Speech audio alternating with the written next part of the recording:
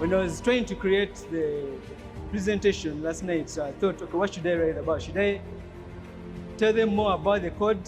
But you can access the code online in Google. So I said, maybe I should try to show them the deeper side of JS, Mystic JS, as you can see. So basically, many people complain they don't understand JS, maybe if they have been Java programmers or PHP. So when they try to shift into the JS world, they say, okay, it's weird, they don't understand the arrows, the arrow functions, they don't understand the difference between the var, the const, the let. But to leave all that aside, JS is diverse, like it's versatile. It's beyond Python guy. So it's beyond limitation to me, the way I see it. I believe you can do anything with JS.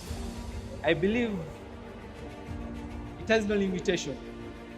So we have 3 projects on the JS GitHub that we're trying to work on. Of course, the website. There's one called Community Hub. It's ongoing. Then you also have Interlang. So basically, Interlang is our lead project. It's something new that we're trying to pioneer for. And we are looking at changing the developer world. We are looking at merging the developer world. Many people face a problem whereby they're working on a project and maybe they want to use a Python library and they get a limitation. Or maybe there's a library that is better than the one of their current language and it's maybe in Java or PHP. So we are trying to cut that limitation. We are trying to pioneer a new developer community, a new developer world, whereby a library, for example, in Python, can be used in JavaScript. And a library, for example, in C, can be used in JS. So basically, this means that in the years to come, an individual, a developer, will only need to learn one language. And in case they're working on a project that needs maybe Python, they will just use this framework or library that we are trying to work upon. It's called Interlang.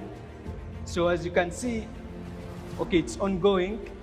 We are making deeper research, and I think this week we shall be committing our first commit, because I think for a full month we've been researching, and we shall be welcoming any developers that will be interested in it. So basically, as I was saying, that every language has its advantage. Every language has its use.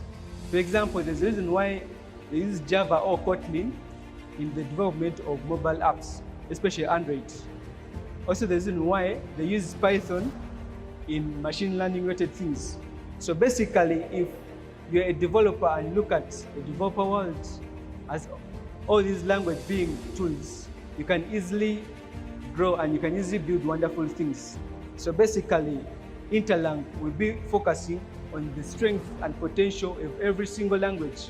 So we're going to combine all their usage, because there are some, for example, one time I was working on some project and we needed, of course, Python, machine learning things. And I thought of maybe using Brain.js, but I saw it had limitations.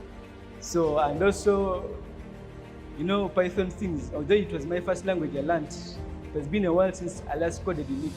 So we thought, okay, how about we try to cut this barrier, because very many developers face this problem and very many people are lazy to learn new things.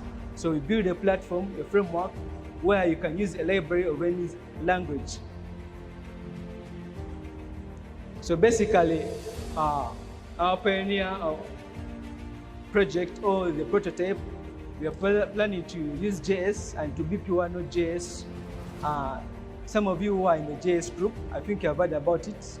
So we've been making research, seeing the best architect to use, seeing the best format, the best patterns to use. Yeah, if you check right now on the GitHub repo of OSCA, you may not find anything there, but there's underground research taking place, because we're looking at a developer world where Africa designs something that is of great importance, that impacts, because if you realize most of the things we use are from the Western world, and all the development that is carried out is surface. For example, okay, someone says, I want to learn something.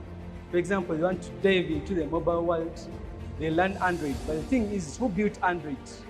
It's the other guys, right? The thing is, for example, you're using Firebase. Where did Firebase come from?